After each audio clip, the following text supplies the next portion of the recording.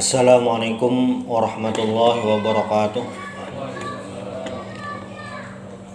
Alhamdulillah rabbil alamin wa bihi nasta'in ala umuri dunya waddin. Wassalatu wassalamu ala asyrafil anbiya'i wal mursalin sayyidina wa maulana Muhammadin wa ala alihi wa sahbihi ajma'in, amma ba'd.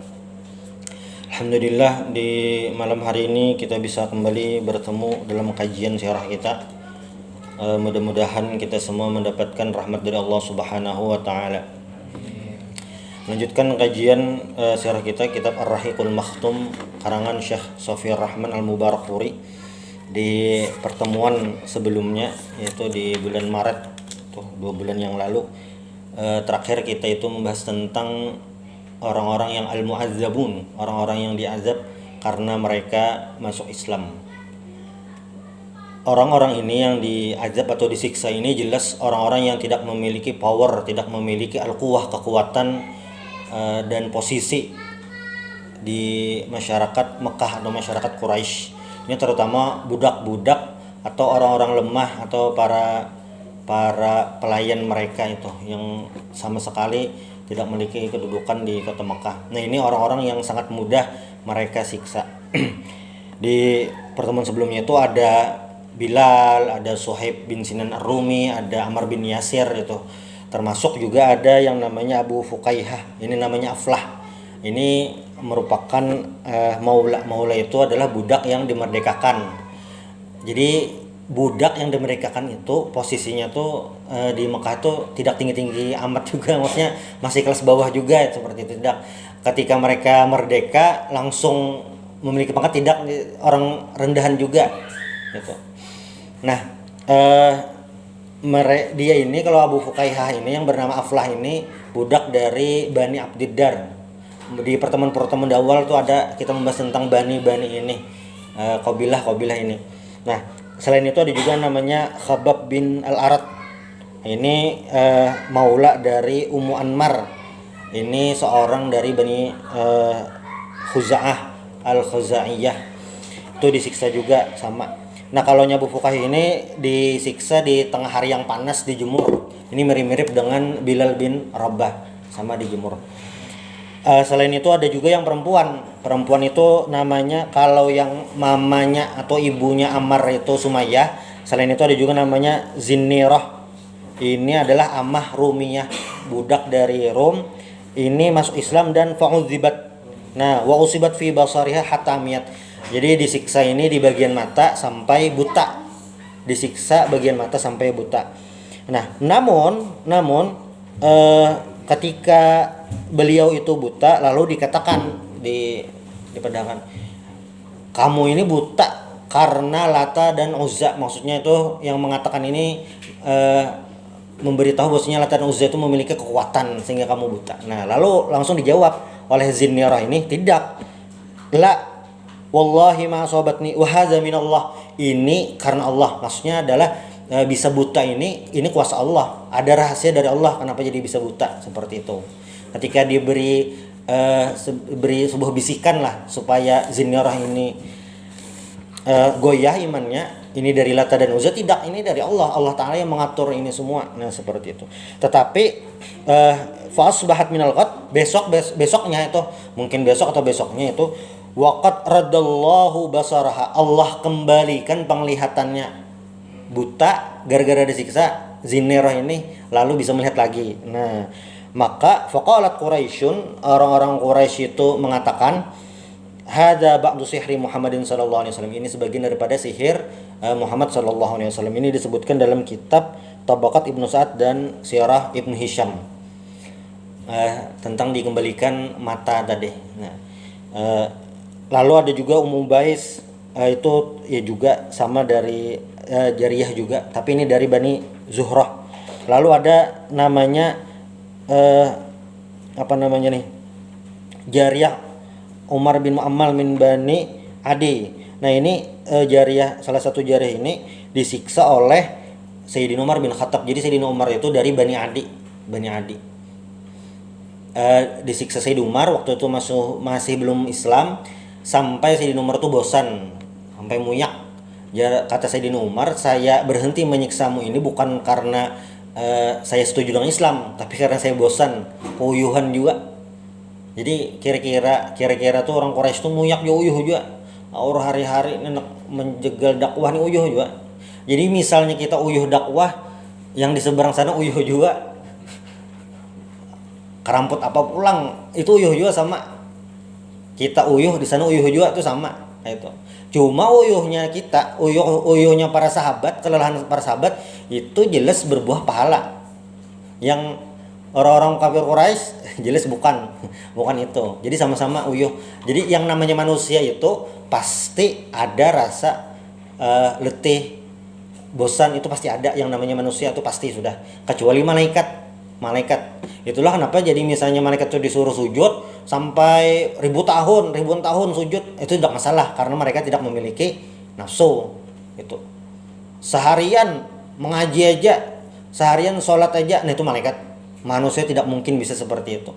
Makanya ketika ada salah seorang sahabat ketika mengadu kepada Nabi, jadi sahabat itu kayak sedikit menyesal atau merasa seperti apa nih, lain di depan, lain di belakang itu. Nabi, saya ini waktu di depanmu, waktu pas kajian, waktu majelis taklim tuh kayak surga di hadapan, neraka juga tuh kayak parah beneran surga. Pas waktu lawan neraka nih kayak parah beneran neraka, kayak menangis. Tapi ketika pulang ke rumah bercanda dengan anak itu kayak keinget lagi surga neraka nih, kayak keramaian di dunia gitu. Lalu kata Nabi, sa'ah ada waktunya. Nah itu Nabi memberikan konsep untuk manusia itu pasti ada. Tidak mungkin kita 24 jam itu bisa ibadah, itu tidak, pasti ada. Makanya kan hukum taklif itu ada 5.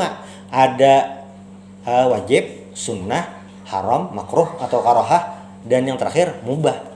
Nah, yang mubah inilah yang manusia kita itu terjadi. Makanya ketika para sahabat itu atau riwayat hadis itu menggambarkan Nabi Muhammad itu, ya Nabi Muhammad itu seperti manusia pada umumnya, makan, minum, tidur. Bahkan kan Nabi itu tidur ketika bangun itu bahasa Banjarnya bebalar karena di atas pelepah kurma. Jadi manusia kayak biasa itu. Kayak biasa itu. Jadi tidak dari malaikat nabi-nabi itu, supaya tahu ada perjuangan sama seperti itu. Nah, orang-orang yang disiksa ini, yang dari para budak ini, ada memang mereka semuanya bertahan seperti itu, yang luar biasa. Cuma paling tidak dari orang-orang yang disiksa ini, yang al-mu'adzabun, yang disiksa ini ada 2 tipe. Satu, tipe kayak Bilal bin Rabah, terus bertahan. Lalu tipe kedua kayak Ammar bin Yasir. Ammar bin Yasir ini kan yang turun ayat dalam kondisi terdesak. Itu dari konsep tuh. Apakah kita mengambil jalan kayak Bilal? Ada kondisi tertentu yang harus kita memilih kayak Bilal, tapi ada yang seperti Ammar bin Yasir gitu. Nah, ketika terjadi mihnah waktu Daulah Abbasiyah, waktu Al-Ma'mun itu terpengaruh oleh paham Mu'tazilah, Imam Ahmad bin Hambal itu memilih kayak jalan Bilal, terus bertahan sampai bahasanya liut benar sudah disiksa, terus jadi bertahan sampai periode 3 khalifah, sampai beliau dibebaskan. Itu ada pilihan-pilihan tersendiri. Nah, kadang ulama itu ada yang kayak itu. Kita pun sebagai orang awam umat memang perlu kita memikirkan dulu, tidak bisa langsung mencap tadi. Mungkin ada jalan-jalan yang itu tidak bisa disampaikan seperti itu. Nah, yang jelas pilihan ada 2. Walaupun sebagian besar budak-budak disiksa tadi itu jalannya kayak jalan Bilal bin Rabah itu. Nah, namun ketika ada siksaan ini, Allah Ta'ala sudah memberikan sosok kayak Sayyidina Abu Bakar radhiyallahu anhu, orang yang merupakan memiliki banyak harta yang membebaskan itu semua. Bumodal Sayyidina Abu Bakar itu bumodal untuk memberikan budak itu mahal tuh, larang tuh harganya. Bisa kalau ini bisa lebih mahal daripada Harley Davidson, bisa mahal tuh budak tuh, nukar budak tuh mahal kayak tuh. Jangannya masih ada hari ini. Jadi disebutkan jadi abahnya Sayyidina Abu Bakar, jadi Abu Bakar itu kan karena asli sini Abdul Ka'bah, waktu Islam diganti Nabi jadi Abdullah.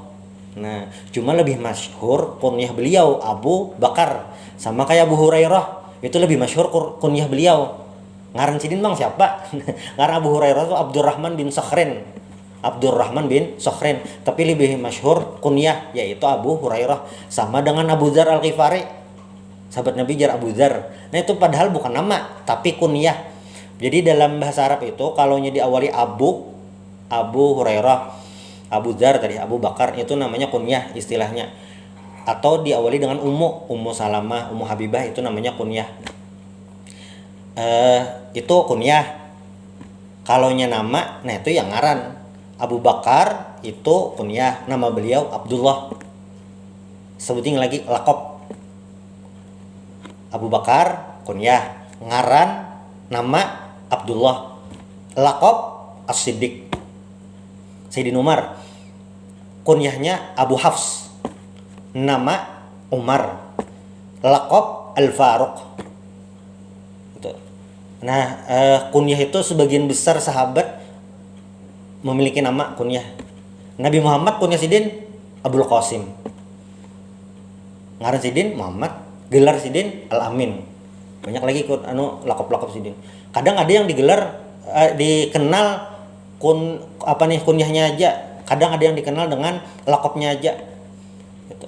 Kadang ada yang nisbah kayak Al-Banjari. Nah itu nisbah. Nisbah itu macam-macam juga.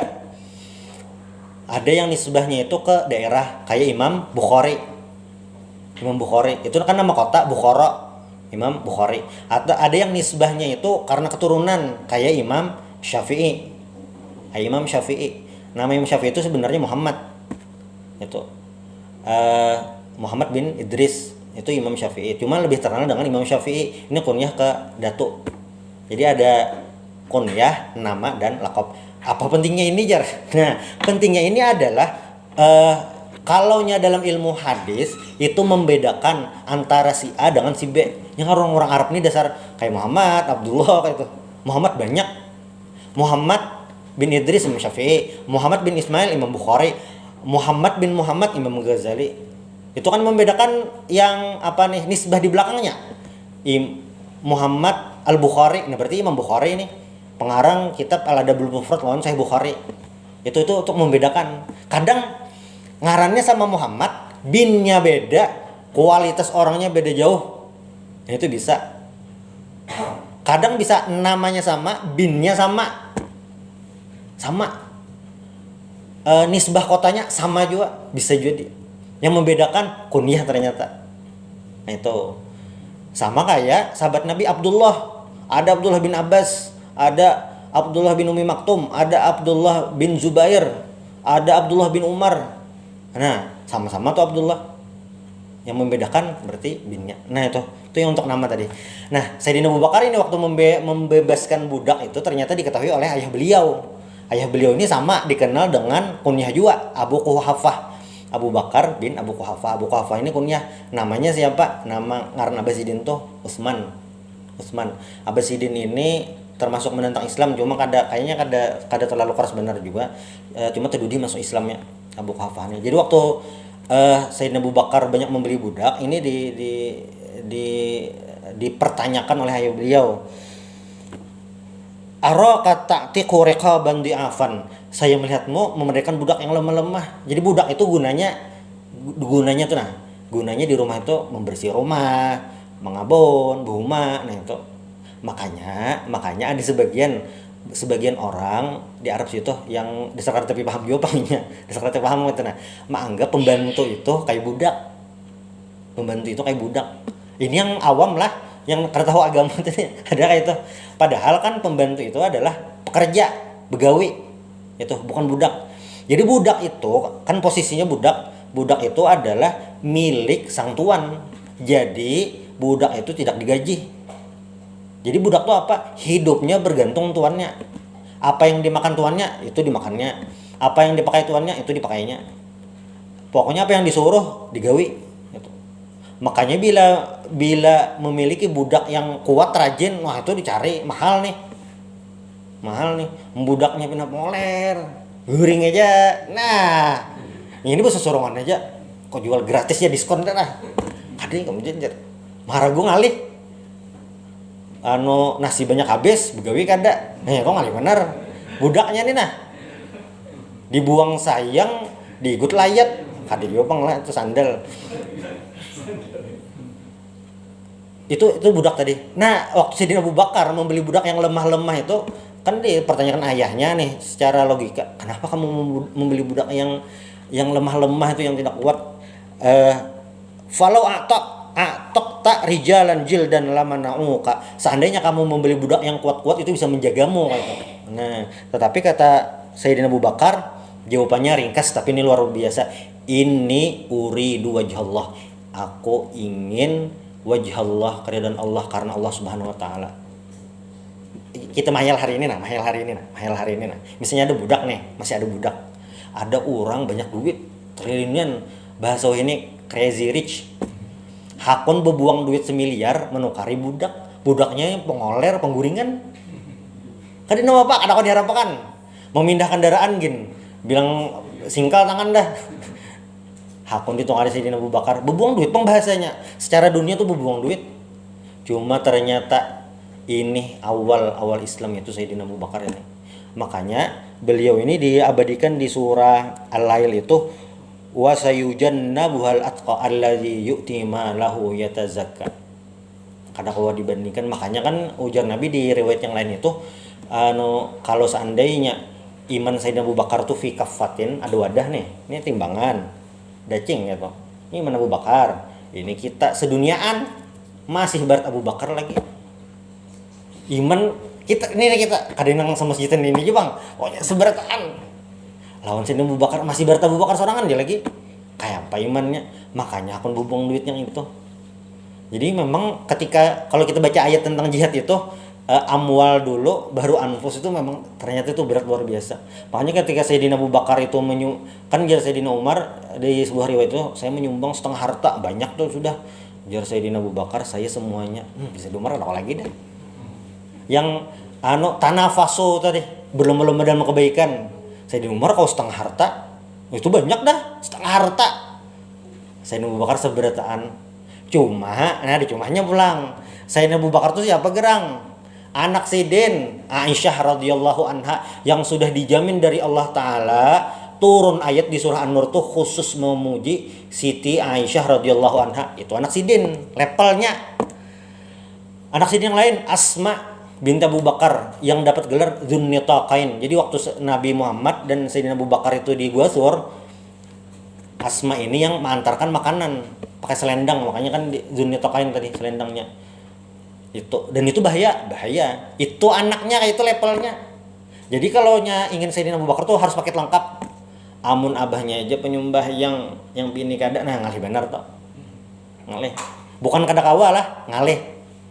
Bukan kada kawa, ngalih. Kenapa gerang jar? Nabi Nuh, Nabi Lut, itu ada perbedaan. Nabi Nuh itu jelas benar, anak Sidin menolak. Sinak naik irkam mana? Kada bahaya. Sa'awi ilal jabali ya'simuni minal ma'. Saya akan naik gunung dan menjagaku daripada air ini. Wahala bainahumal mauju fakana minal mughraqin. Ternyata mereka dihalangi oleh ombak. Maksudnya anak beliau itu tadi ditenggelamkan. Itu hidayah lagi, itu beda. Cuma maksudnya kayak level Sayyidina Abu Bakar itu memang sekitar aja tuh levelnya kayak itu. Jadi yang seperti itu memang harus paket lengkap, suami, istrinya, anaknya, yang seperti itu. Lalu pertanyaan, apakah Sayyidina Abu Bakar ini ada diganggu juga? Ada ternyata.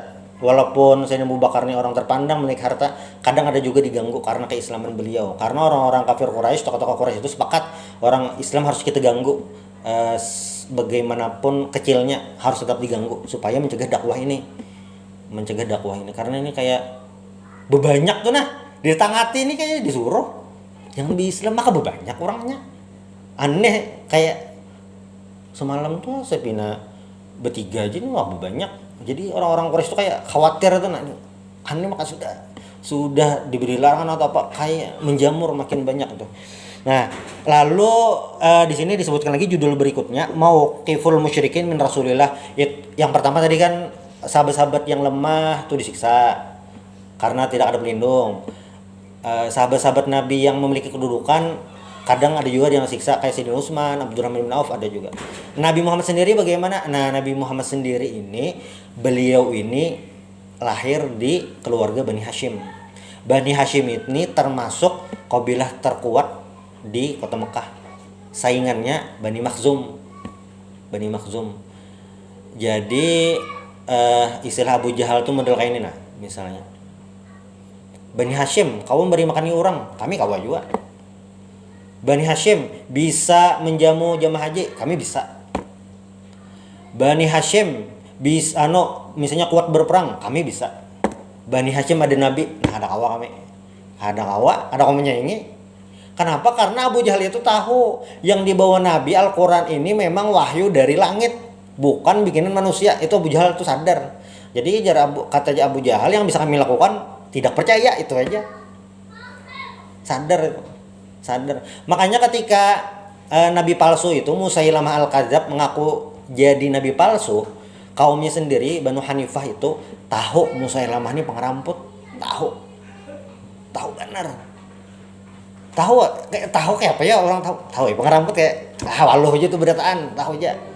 Cuma kayak ya yang penting kami bisa nabi gitu, kayak kami si nabi itu tahu pengeramput. Karena waktu Musailamah ini membuat ayat tandingan surah Al-Fil itu, mereka tahu nih kaidah bahasa Arabnya payah dah itu. Ketahuan itu kerendahan itu. Mereka menyadari itu. Nah,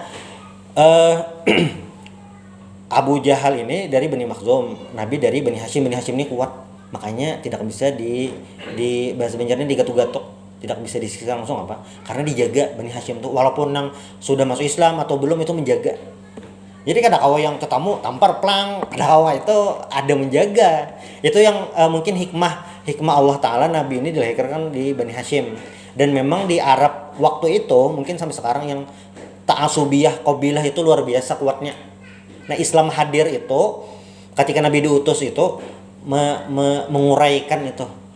Sudah yang asobiah kesukuan itu sudah dikurangi itu sampai hilang sama sekali. Sampai makanya Nabi kan mempersaudarakan orang-orang Muhajirin dan Ansor itu supaya saya dari Bani Hashim, saya dari Bani, nah itu sudah menghilangkan ta'asubiyah itu.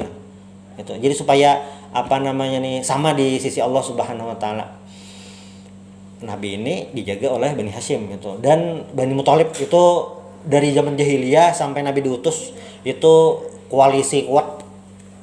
Pokoknya sangat menjaga Nabi. Jadi Nabi tidak bisa apa-apa. Nah, maka yang mereka lakukan adalah mendatangi Abu Thalib. Itu pelindung utama Nabi Muhammad. Karena mereka tahu Abu Thalib ini belum masuk Islam. Langsung datang ke Abu Thalib. Malah mahai itu. Abu Thalib bagaimana nih keponakanmu Ibnu Akhik, keponakanmu. Ini di Arab itu kan yang memelihara itu adalah keluarga ayah, kayak tanggungan itu nah. Wali itu memang benar-benar keluarga ayah. Kalau kita tuh kadang kan misalnya di sekolahan lah, walinya nih siapa? Bisa di sanak mama itu, paman dari mama biasanya. Hanya kalau di Arab itu memang ayah itu yang dominan. Bagaimana nih Ibnu Akhik, keponakanmu nih menghina Tuhan kita,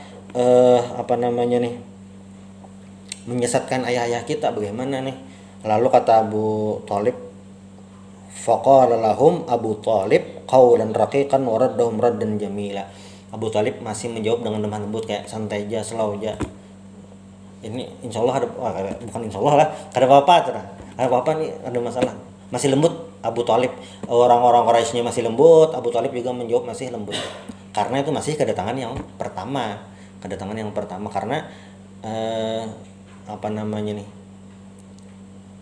ini kan pertama ini cara tadi kan menyiksa macam-macam tidak sudah masih bertahan umatnya. Nabi Muhammad ya masih tidak bisa langsung tadi, tidak bisa. Lalu ini langkah pertama. Ternyata mereka lihat setelah beberapa waktu tidak ada perubahan. Nabi Muhammad tidak mengurangi intensitas dakwah nih. Berarti kita datangi lagi nih. Nah, Quraisyun yuhaddiduna Abu Thalib. Yang kedua ini agak keras dah ya. Abu Thalib, bagaimana ini? Tidak ada langkah konkret dari kamu. Bagaimana nih? Kita ini dihina, dicaci, Tuhan kita dibuli. Bagaimana pembelaan kamu nih? Lalu Abu Thalib ini merasa berat juga nih kayak ini seagama, ini keponakan. Maka Abu Thalib berbicara serius lah dengan Nabi Muhammad. Lalu kata Abu Thalib kan, ya ibna akhi, inna qaumaka qad ja'uni, sesungguhnya kaummu ini mendatangi aku. Jadi kadang ada yang di bahasa Arab itu diterjemahkan bahasa Indonesia itu kayak apa namanya nih, agak kadepas. Ibnu akhi itu wahai anak saudaraku. Itu terjemahnya. Nah, itu sebenarnya panggilan sayang. Kemana kan sini aja. Panggilan sayang itu. Sama kayak ngio ngaran abah, kalau di kita itu menyembati. Ngio ngaran, "Oh, anak anu jar." Ada menyembati mulut menggayai gitu. Nah kalau di Arab itu kayak panggilan kehormatan, panggilan. Jadi bukan sebuah kehinaan, bukan itu. Sama sekali bukan. Makanya kan menyebutkan nama ayah itu kayak sebuah kebanggaan. Kalau kita apalagi keanakan biasanya yang SMP tuh jangan sampai ngaran abah kelihatan. Kayak aib ngaran abah. Mau kayak kawannya, kayak kawan di pondok. Mengiau kawan ini ngaran abah. Terbiasa tuh nang ya kawan ini ngaran abahnya tuh Nanang, ngarninya tuh Pajri gitu, abahnya Nanang. Yo Nanang mana-mana Nanang di pondok Nanang sampai bilang ke rumahnya mengatuk, "Nanang adakah?" "Undang aduh itu abah ulun." Nah, itu kan kayak ngeo nama ayah tuh kayak apa, kayak aib itu. Nah, tapi kalau di Arab tidak, itu beda. Nah ketika Abu Thalib mengeo Nabi Muhammad nih, ya ibna akhi, wahai anak saudaraku, itu merupakan panggilan sayang. Nah, inna qaumaka qad ja'uni faqalu li kadza wa kadza. Mereka berkata padaku ini maksudnya kamu sudah menghina Tuhan, sudah menyesatkan macam-macam. Nah, fadhanna Rasulullah sallallahu alaihi wasallam, Nabi Muhammad ini mengira Abu Thalib ini kayak angkat tangan tuh, kayak di sini bahasa Syekh Syafiur Rahman itu, Nabi Muhammad itu mengira anna ammahu khadalahu wa annahu dhaufa an nusratihi. Jadi Nabi Muhammad itu mengira kayak Abu Thalib ini kayak sudah tidak mampu lagi, kayak aku ini kayak ada tahan lagi kayaknya menyandang ikam, model kayak itu. Nah, istilahnya Nabi Muhammad mengira seperti itu. Padahal Abu Thalib ini kayak apa lagi nih? Nah, itu. Lalu Nabi Muhammad langsung menjawab dengan tegas, "Ya am, wahai paman." Am ini paman dari ayah, saudara ayah. Itu kalau yang di bab babun nikah bisa jadi wali. Kalau yang di bab mawaris itu bisa jadi asobah. Nah, kalau paman dari ibu, saudara ibu namanya khol. Itu kalau yang dalam Al-Quran atau dalam hadis min zawil arham. Apakah bisa jadi wali? Tidak bisa. Apakah masuk dapat warisan? Belum bisa, kecuali saudara-saudara dari pihak ayah sudah habis seberataan. Keluarga nih habis seberataan. Yang ada saudara mama aja lagi, itu bisakah dapat warisan? Bisa. Jalan zawil arham. Itu. Cuma itu tidak masuk kalau dalam pembahasan para ayat, tidak masuk itu. Itu beda khol dan am, beda istilah. Kalau kita pamannya seberataan, paman istilahnya sama. Wahai paman, wallahi law wada'u syamsa fi yamini, seandainya meletakkan matahari sebelah kanan, wal qamara fi yasari, dan bulan di sebelah kiri. Itu ungkapan maksudnya luar biasa. Seandainya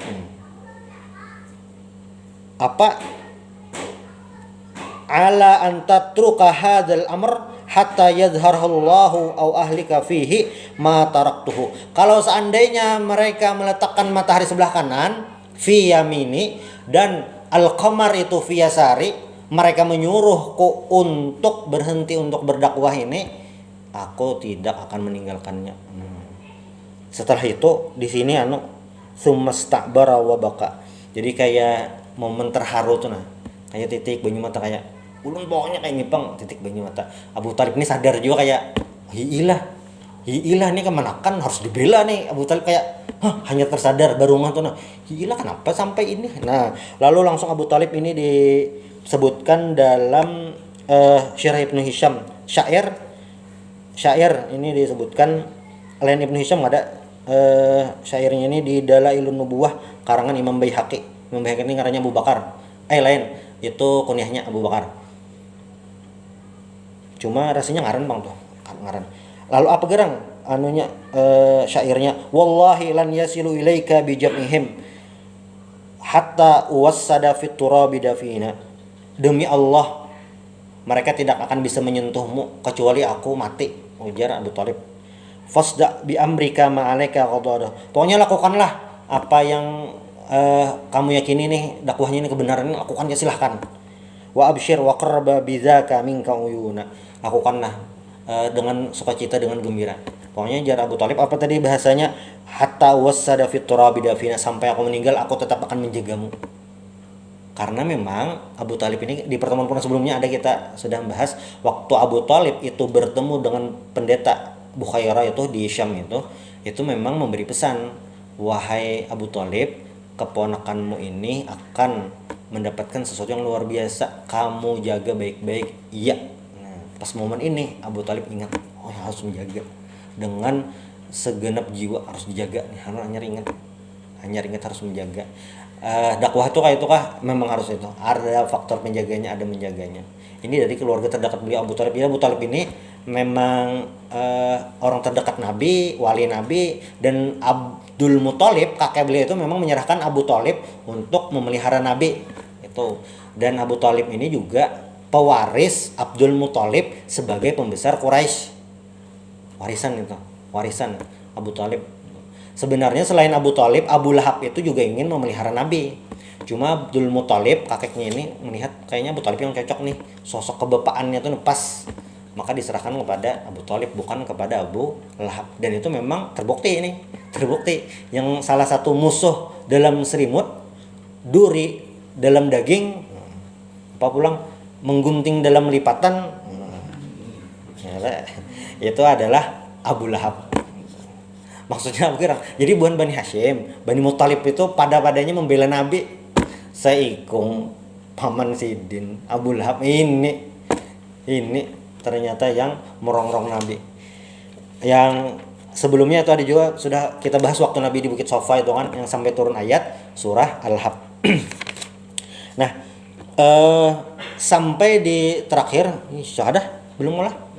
Ya belum. Ya. Sampai Quraisy ini pantang menyerah juga. Nabi pantang menyerah, Quraisy ini pantang menyerah juga. Bisa mungkin lah di rapat.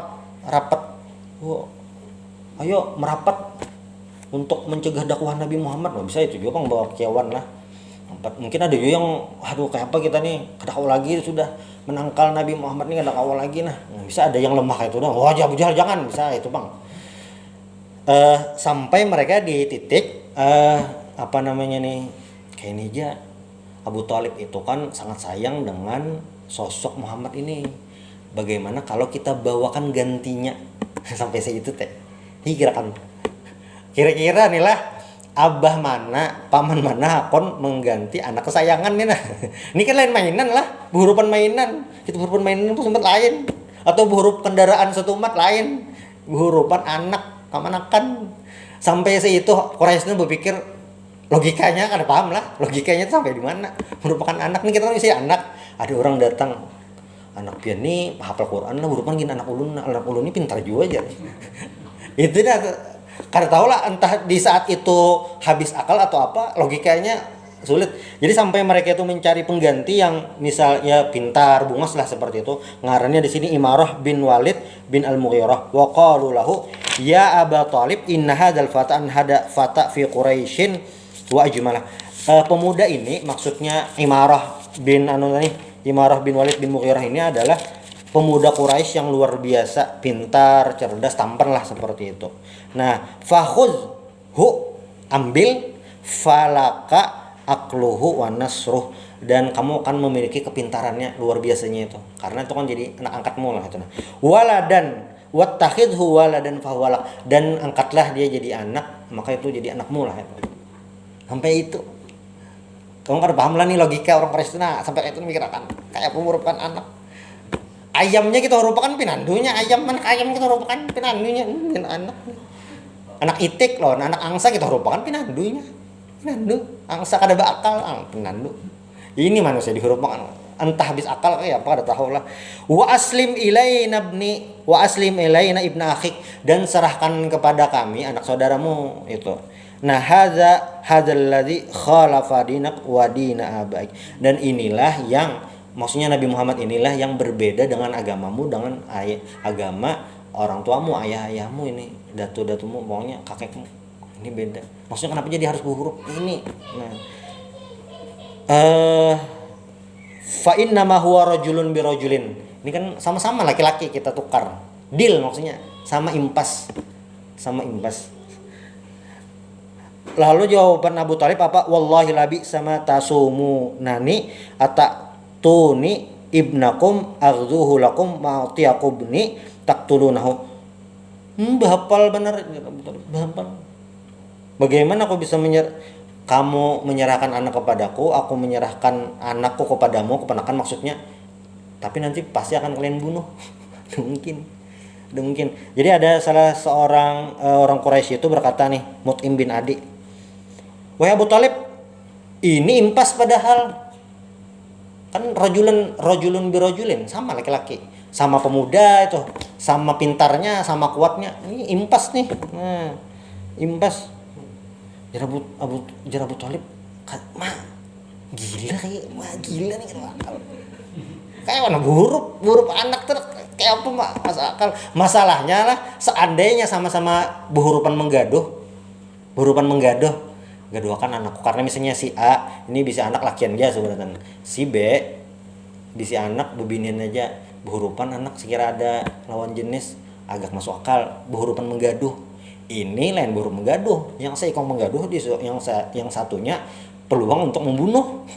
Jelas ya Abu Thalib, ini apa nih, rencana apa nih sampai seitu usaha seorang Quraisy ini untuk memerangi Rasulullah SAW, sampai yang cara yang ini di luar nalar lah, sosok manusia mana itu yang mau menukarkan itu, sampai seitu, saking mereka kehabisan akal.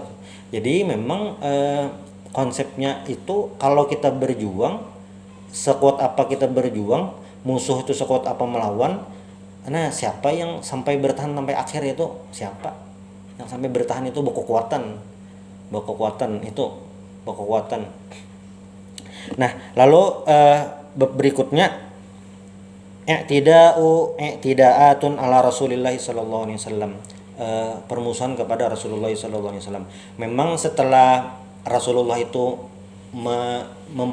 memproklamirkan dakwah secara terang-terangan itu, serangan kepada Nabi itu memang bertubi-tubi dibandingkan waktu dakwah Syria. Banyak apapun yang bisa mereka lakukan apa-apa. Sahabat Nabi itu sama, sahabat Nabi kayak Mus'ab bin Umair itu kan di Mekah itu termasuk anak perlente lah, maksudnya anak berjuis, anak orang berduit gitu. Orang Yaman lah itu, Yaman. Ketika masuk Islam langsung Muhammad Sidin nampak menonaktifkan kartu kredit, habis berita, rekening ditutup gitu. Ada nomor HP di nonaktifkan, langsung mendatangi ke Grafarinya, ya kan nomor anak ulat nih, pokoknya diputus semuanya fasilitas Mus'ab bin Umair itu. Bayangkan lagi hari ini misalnya ada pokoknya hidup nyaman, mulai halus nyaman, kada pernah makan iwak betulang, pokoknya tulangnya sudah di PI kita dipisah itu, pokoknya nyaman lah, hidupnya nyaman. Masuk Islam langsung 180 derajat, dicabut semua fasilitas dari orang tua, ibu sendiri lagi, mama seorang, Mus'ab bin Umair itu mama sendiri. Dan beberapa tahun kemudian kan waktu perang Uhud, Mus'ab bin Umair ini termasuk syuhada Uhud, yang ujar Nabi terharu istilahnya. Mus'ab bin Umair ini bilanya kain kan yang mati syahid ini dikubur seadanya, bajunya ini boleh dikapan nih, baju yang ada tupang karena jadi saksi. Nah, Mus'ab bin Umair ini pas kebetulan kainnya tuh pas-pasan, ditarik ke bawah, di atas kelihatan, ditarik ke atas, di bawah kelihatan, sisa itu aja. Nah, bisa sampai terharu pas melihat itu. Nah, padahal beliau ini waktu masih di Mekah, masih belum Islam, kain belabihan pas meninggal kain kurang. Apakah itu sebuah aib? Lain, itu tanda sebuah perjuangan. Itu sahabat Nabi macam-macam tuh yang perjuangan-perjuangan sahabat Nabi itu, jadi semuanya sama. Sama. Nabi berjuang sama, istri beliau Siti Khadijah berjuangnya sama juga, sama tuh. Lagi masa perjuangan itu. Itulah kenapa jadi sahabat-sahabat Nabi yang as-sabiqunal awwalun ini, yang orang-orang Mekah ini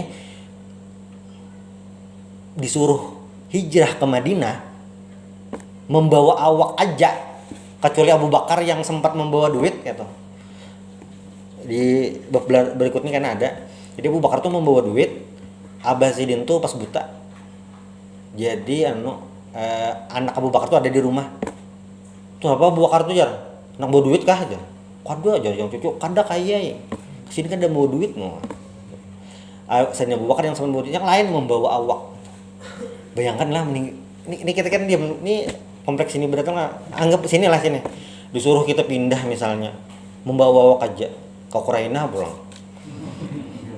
Mungkin ngeri lah, ada maksudnya kita disuruh pindah ke tempat jauh lah kayak itu, di seberang pulau misalnya, membawa baju di awak, harta rumah yang sudah kita tukar lunas di Karemalen, sudah lunas, rumah mobil ada, disuruh ditinggalkan, tidak boleh dibawa, buku rekening ditinggal, kartu mengartu ditinggal, apalagi emas batangan ditinggal, cincin ditinggal, kalung ditinggal, semuanya harta tinggal, membawa awak. Sahabat mampu melakukannya itu, mampu. Itu yang kan hari inilah tertinggal HP aja memiliki kita, HP tertinggal memiliki dah. Apa HP banyak rahasianya kan di situ. Tertinggal kali ini mau harta semuanya. Nah makanya waktu di kejadian itu ada satu momen dan itu diabadikan dalam hadis. Imam Nawawi menyebutkan hadis ini di bagian pertama di kitab Riyadhus Shalihin Sidin. Hadisnya ini bagian pertama. Arba'in Nawawi di hadis yang pertama, hadis tentang niat, innamal a'malu binniyat. Nah, asbabul wurud. Nah, kalau Al-Qur'an asbabun nuzul, hadis itu adalah asbabul wurud gitu. Asbabul wurud hadis ini adalah ternyata ada yang di antara hijrah tadi niatnya itu tidak murni karena perintah Allah, tapi memang ada janji dengan perempuan Madinah. Kayaknya ding lah bilanya aku hijrah kok kau ini pangikam aja. Nah kayak itu ada ini, makanya ada hadis ini tentang niat tadi. Nah sahabat Nabi yang sebagian besar itu hijrah ke Madinah itu karena memang instruksi mau meninggalkan. Suhaib Ar-Rumi ini termasuk banyak memiliki harta, ditinggalkan semuanya, meninggalkan harta apa nih, sembunyi-sembunyi, kecuali Sayyidina Umar. Sayyidina Umar tuh kada sembunyi lagi, pengumuman Sayyidin. Jangan kita tuh update status di WA, di Instagram, di Twitter, di snack video, di TikTok, pokoknya pengumuman resmi. Woi, siapa yang ingin istrinya jadi janda, anaknya jadi yatim, kita duel dulu di muka Pawan Telogo. Kita duel dulu nggak sih? Saya mau hijrah. Jadi orang-orang Quraisy yang berkumpulan harus ada betul. Sini Umar aja yang terang-terangan itu. Nah yang lain itu kenapa ya jadi mereka bisa, ini kan tahun ke-13 kenabian itu bisa karena memang imannya sudah tertempa, sudah kuat. Itu berapa tahun? 13 tahun Nabi menempa itu. Memang secara jumlah sahabat-sahabat Nabi di Mekah itu stagnannya tuh luar biasa. Selama 13 tahun itu stagnannya luar biasa. Tapi walaupun stagnan, orangnya itu aja, itu yang membuat bertahan. Itu yang kan waktu Nabi hijrah lonjakannya tuh langsung karena yang tadi bertahan gitu. Nah kadang entah kita memulai yayasan kah, membangun masjid kah, bisa jadi yang waktu bertahannya itu berapa lama. Karena mungkin ada waktunya yang Allah Ta'ala jawab langsung langsung banyak. Yang amun kayak di surah An-Nasr itu yadkhuluna fi dinillahi afwaja. Afwajanya tuh kapan? Sabarnya tuh dari apa? Kayak Islam juga masuk ke Indonesia. Kan Islam masuk ke Indonesia kan 1, 2, 3. Di Banjar ini kan asalnya sedikit. Afwaj anunya tuh titik baliknya tuh kapan? Waktu Pangeran Samudra masuk Islam di bawah Demak dan berganti menjadi Sultan Suryansah. Langsung tuh perubahan. Jadi riwayat itu memadahkan anu nih yang cerita Banjar itu. Jadi Islam itu sudah masuk ke Banjar ini sebelum Pangeran Suryansah itu masuk Islam, sudah ada. Cuma seikong dua ikong itu nah. Itu. Nah, itu kan diawali karena bertahan tadi. Karena bertahan itu kapan. Pas sudah Isa, insya Allah kayaknya disambung lagi di pertemuan berikutnya.